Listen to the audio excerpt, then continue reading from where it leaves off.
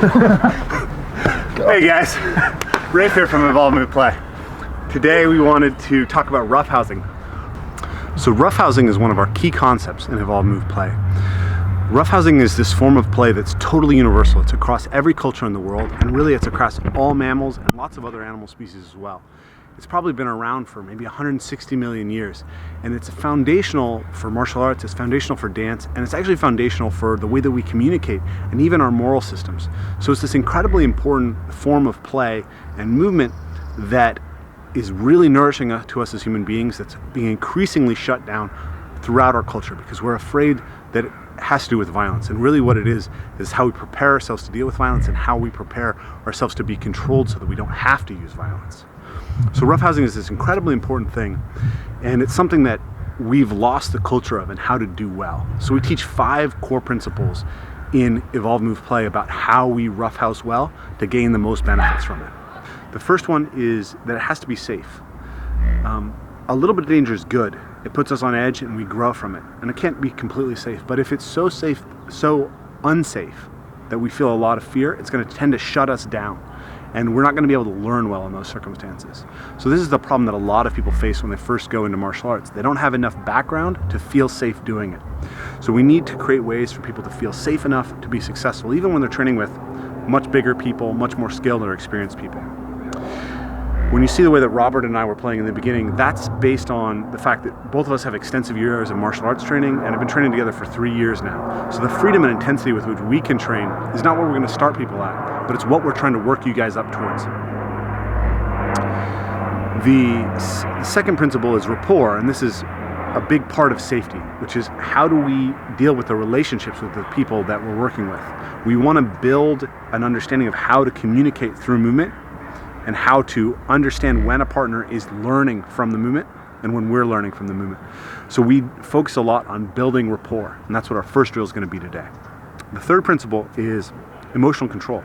You need to recognize when you're starting to feel overwhelmed, when you are starting to feel like you need to win the next round to please your ego, when you need to dominate, when you are afraid and you feel shut down and you don't want to be there anymore. Those are signals that the game is no longer working for you. You need to change it so it is. And that brings us to success, the fourth thing. We tend to engage in play when we have some level of success. If we're not successful at least 30% of the time, most people will start to negatively associate with that game, so they won't want to do it. And this is a huge problem in our physical culture in general because we send kids into sports early, and the many who are not really successful in those specialized sports end up hating physical practice. So we want to give people lots of novelty, lots of opportunities to try new things so they can find those things that they're successful at and get really grooved into movement. And the fifth principle is goal orientation, right? There's lots of ways that we can move with a body if we think about what we want to achieve, if we pay attention to what we're doing and how it takes us to something that we want, whether it's better communication with our partners, whether it's just more fun or self-defense or being able to hit harder or throw, whatever it is, the better that we can look at the game and start recognizing what it's giving us, the more we're going to be able to get out of it and the more likely we are to keep our practice together. So our first game that we're going to play is a game that's about building communication and rapport with a partner. So we're not going to start with any sort of competition, with any sort of grappling or striking. What we want to start with is just beginning to understand what it's like to communicate physically with another person and learn the different ways that we can do that. So we're going to start wrist to wrist. And what we want to focus on is a relationship that we call additive. So if he presses into me and I just completely collapse, we call that passive. If he presses into me and I completely resist as hard as I can, we call that resistant. But if he presses into me and I say, okay, cool, yeah, I can go that way, and maybe we'll also go this way. That's what we call additive. And this is a core principle that allows us to communicate better in the way that we speak to people, in the way that we relate to people, and actually even in a martial arts. So if he throws a punch at me, boom. If I'm completely passive, that's no good. I just get hit and I fall down. If I'm completely resistant, sometimes that works. Maybe I can break his hand with my head, but it's a hard It's a high risk strategy. It has a lot of costs.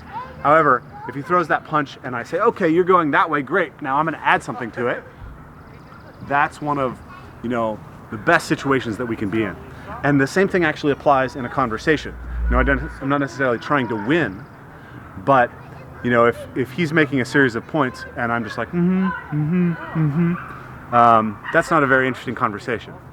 And at the same time, if he's like, I believe in X, Y, and Z, and I'm like, no, that's wrong, that's wrong, that's wrong, that's wrong, that's not very fun either. Maybe you've seen the Monty Python skit where they have an argument.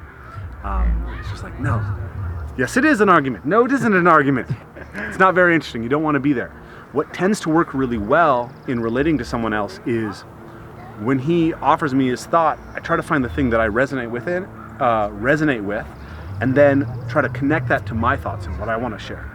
So I affirm what he has to say, and then I expand on it, bring my own take into it. And this creates a lot better flow in conversation with people and communication.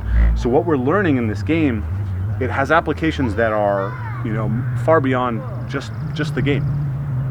So what we want to do is he's going to start pressing into me or pushing into, pulling away from me, whatever. I want to read whatever he's doing and just add my own take on it.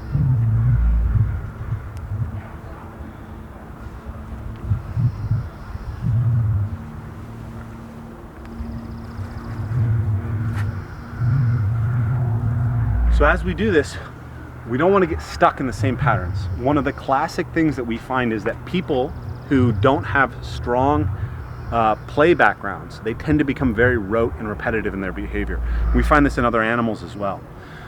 One of the best things about play is it allows us to expand our ability to try new things, and that's so good for our cognitive flexibility.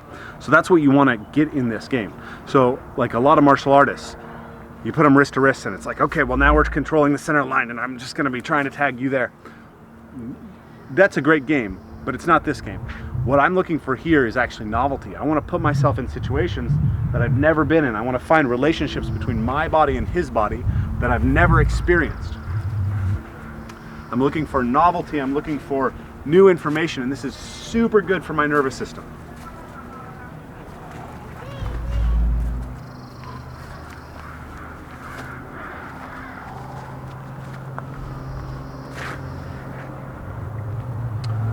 Once we've started getting comfortable with just one point of contact, we can start opening up to multiple points of contact.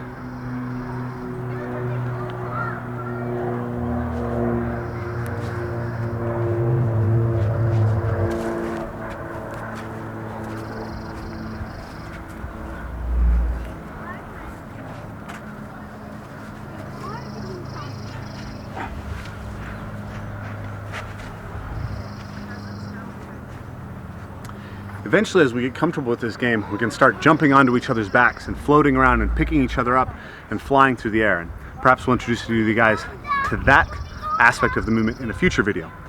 But the basic concept we want you to get here is that any kind of roughhousing game is actually about communication.